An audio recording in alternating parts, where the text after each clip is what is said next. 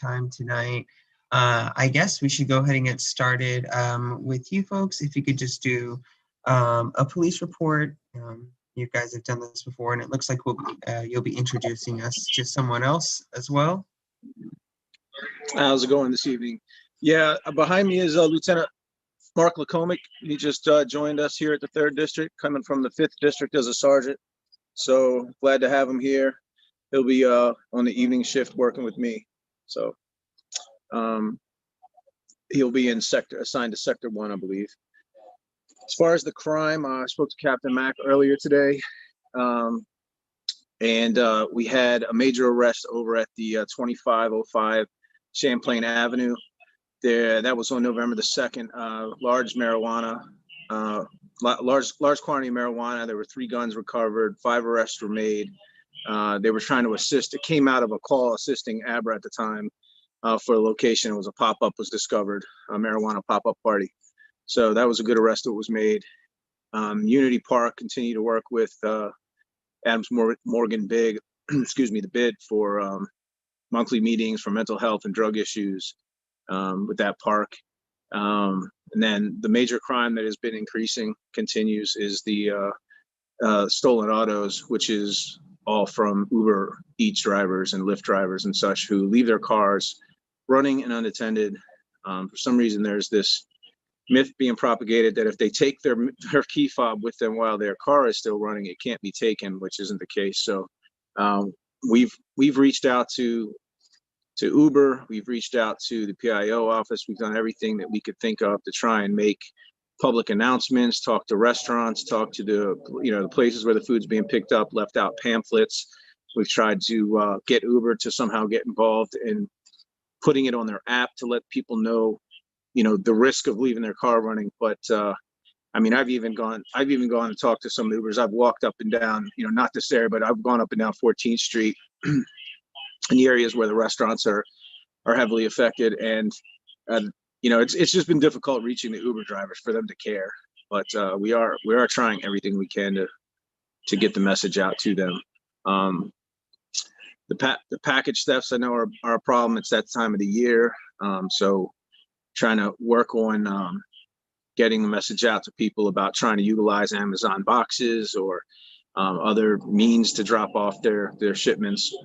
Some of the community that have condo association or condo buildings trying to work out a situation so that they can have the packages monitored. I know Amazon is doing a better job with notifying you when your package is close to being dropped off. So we're encouraging people to sort of keep an eye on that so they can grab their package as soon as it comes in.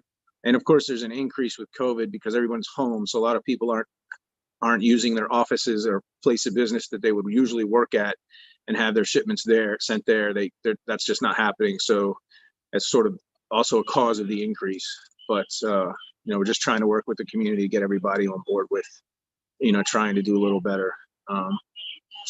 So that's pretty much it. I know I had last call I was on. I know I was dealing with Marie Reed and some light issues. That seems to be resolved, thankfully, with the soccer. It was a DGS/DP, Parks and Recs and public schools. They were all trying to come together to figure out a solution, leaving the lights on for the community and at the same time not violating the phase 2 COVID restrictions. But I think we've come to a good agreement on that one. So that's pretty much it as far as the crime. If you guys have any questions or anything. It looks like we do have one participant that has a question. Gordon, would you be able to bump Nick? Yep. Nick's coming on. Hi. On Tuesday, Captain Mack had mentioned another marijuana pop-up party on 19th Street. I was wondering if you could elaborate on that or if any guns were seized from that one as well. I am not familiar with it. I can ask her and get back with you on it. I don't recall there being an arrest made. Actually, well, let me take that back. There was, if it's what I'd have to get the exact address. The one on 19th Street that I am familiar with had to do with, it was a warrant squad that was particularly looking for someone particular. and they did get him and arrest him, but in the process, I think stumbled on the pop-up party. If it's the same one, I think it was by 19th and Connecticut in that neighborhood, if that's the one you're referring to. So there was the individual that was targeted because he had a warrant. He was arrested, but that led us to the party, which everyone jumped out of windows and ran and all that kind of stuff. And I think there was a large seizure of marijuana and that kind of stuff. But I think the only one arrested was the actual original target with the warrant. Thank you. Yep.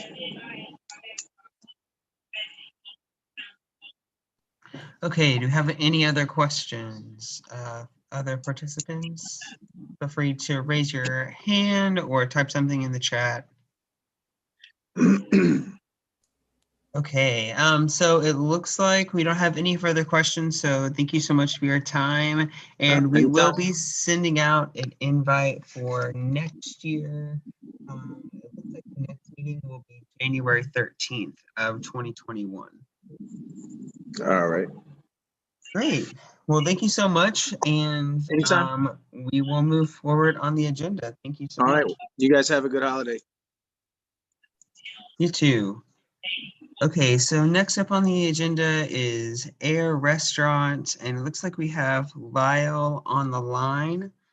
Lyle, are you able to be promoted? Yep, Lyle's coming up. Perfect. And Lyle, if you would, if you have anything to share, feel free to share your screen. Gordon, he has that permission, correct? Yes. Perfect.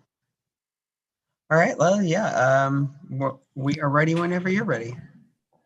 Okay, can you hear me? Yes. Okay, great. Unfortunately, sharing the screen is not something I've learned how to do yet. We just got Zoom at the office and I'm working from home. But I have, I think my client, Henak and Darji, has shared with several of the ANC commissioners a draft settlement agreement. And I know he had heard from some of you that you had some, you were looking at, I guess, hours of operation for entertainment that were similar to other restaurants in the area. But I hadn't heard back from him or seen an email from you, and I did send him an email about half an hour ago. I'm not sure where he is this evening, but I wasn't able to reach him on the phone. So he may, I know he has two very young children. But so I guess what it is a restaurant, and let me see, hours are the normal typical hours, 8 a.m. to 2, Sunday through Thursday, and then 8 a.m. to 3, Friday and Saturday. There's a small summer garden, which is, so this restaurant is only on the second and third floors. There's a small summer garden outdoor area. I believe the seating capacity is 25. And then the indoor seating capacity is 120 with a total occupancy load of 355.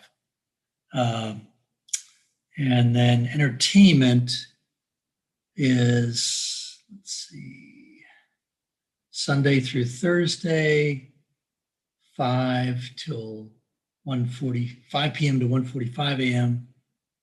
And then Fridays and Saturdays, 5 p.m. to 2:45 a.m. I did send him to send along to you a copy of the second and third floor plans that we had submitted to ABRA with a license application, because I know there was a concern about the size of the dance floor. It's actually, and I can email those to you, but I'm looking at the dimensions. Yes, if you could, and then if you could also ensure to send those to, well, just everyone on that email chain. That way we include the neighborhood association presidents who Oh yeah, definitely are part of this. So but I'm, and I will do that, but it's hard for me to multitask at the same time. I'm sorry. Yeah, no problem. So you may not get it until after I finish talking or later today. but the dance floor dimensions are all of 12 feet by 7 feet. So it's not huge. I have to get on my trusty cell phone calculator to see what that adds up to, but it's not a lot. I mean, it's the size of somebody's living room. And he is going to have I'm imagining he told you, but his parents used to own an Ethiopian restaurant. I thought he had originally told me in Adams Morgan, but maybe it was closer to the Connecticut Avenue side. Many, many decades ago, when I lived in Mount Pleasant and Adams Morgan, which was probably 30 years ago. So he does have restaurant experience, and I will also send you the sample menu that was filed with the ABRA application, so you can see what that's like. Yes, please. Thank you. Those are both really helpful. Yeah, no kidding. Let me see if I can pull it up in my documents here. Geez, so many. Hang on one second, bear with me. See if I can find if I have it saved separately. Here it is, sample menu. So I'll just read it into the record, but I'll send it to you if I can open it here. So let's see. Buttermilk biscuits, buttermilk hush puppies. These are appetizers. Buttermilk biscuits, buttermilk hush puppies. So I'm sensing a southern flavor here. Garden greens, skillet cornbread, and seasonal soup. Those range from $6 to $8. Salads, he has going from $9 to $16. Farm green mix salad, Caesar salad, country Cobb salad, fried chicken salad, salmon green salad, and a grilled steak salad.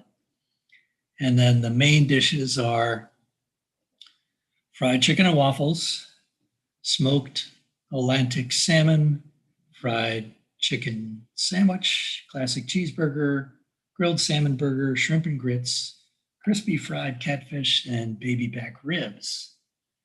And you can get sides of mac and cheese, truffle fries. That sounds good. Coleslaw, mashed potatoes, asparagus, and green beans. And then for desserts, he has beignets. True to my heart, my dad's from New Orleans. Cheesecake, ice cream sundae, and a double brownie. So it's a kind of classic American with a Southern twist. Kind of. Okay.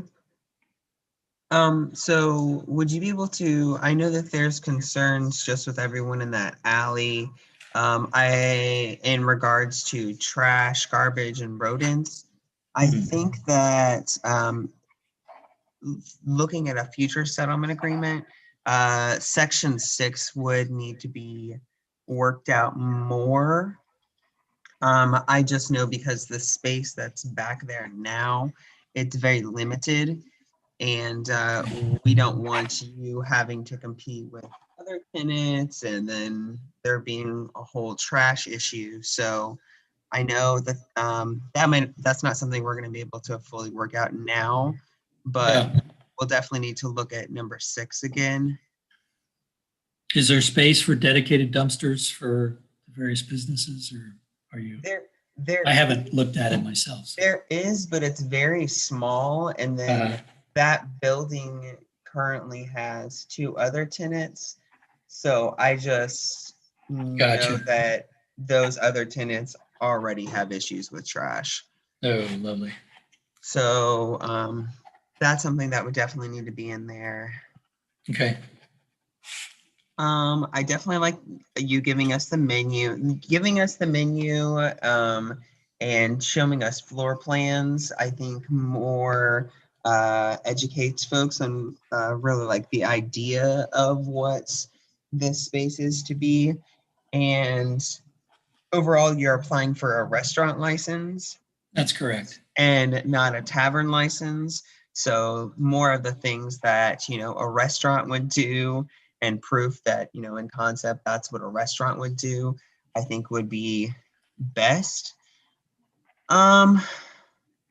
Let's see. I think those are my main things right now. I know that I think we may need to look at different capacities, but I mean, the outdoor, the summer garden area, I think 25, that sounds about right. And this is all like after COVID. When is Correct. everyone expecting to open up in the spring or summertime?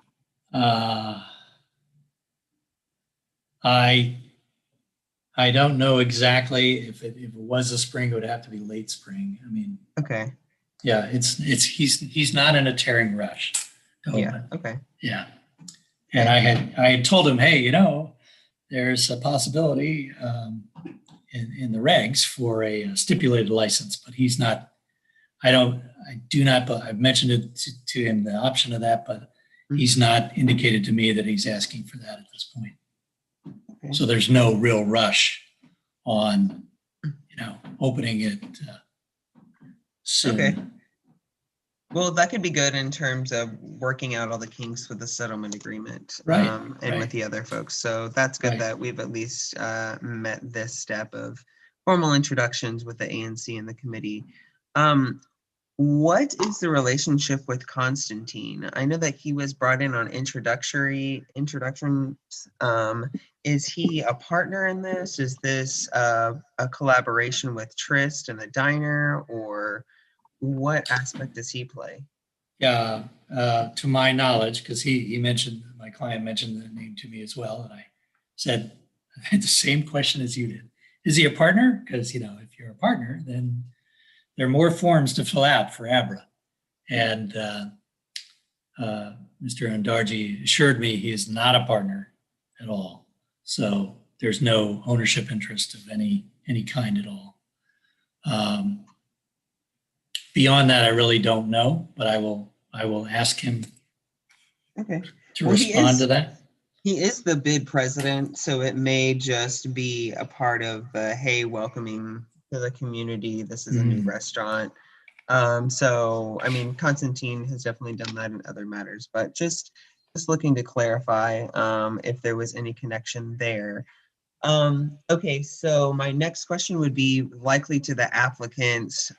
You might not be able to answer this specifically, but the landlord has not a good reputation with dealing with tenants in the neighborhood. Is your client been made aware of those things, and is there a way to remedy any future problems? Well, when you say problems with tenants, can you give me some?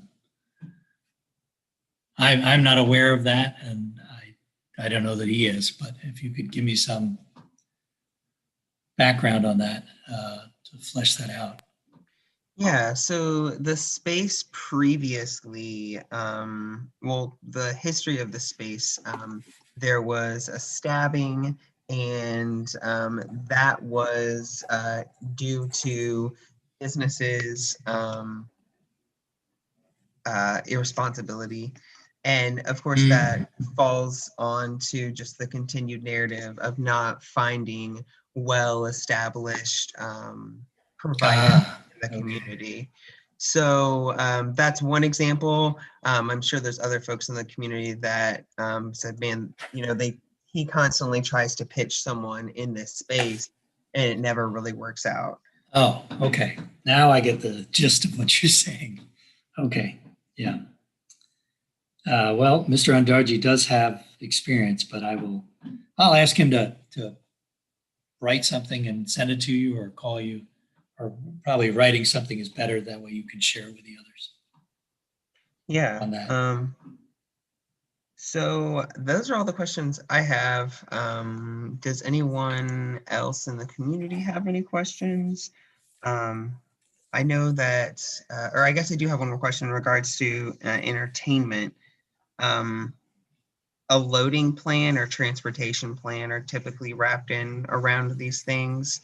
I know there's only one parking spot back there for the building. That's a question mark. I shouldn't have said I know. That definitely needs to be worked out as well, just to have constant flow of that alleyway. And how are you going to load and unload your entertainment, whether that be a band or whatever, what have you. Got it. I know he has indicated to me part of the reason he wanted the entertainment endorsement is that he wanted to do like a jazz brunch on Nice. Sundays. Yeah. Yeah, that'd be wonderful. So, yeah, no kidding.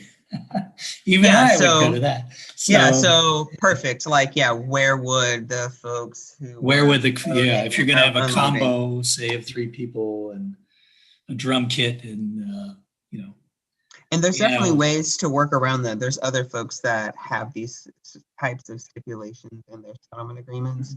Okay. And there might be other folks, folks from the bid might also be able to point you into a place for loading and unloading or parking.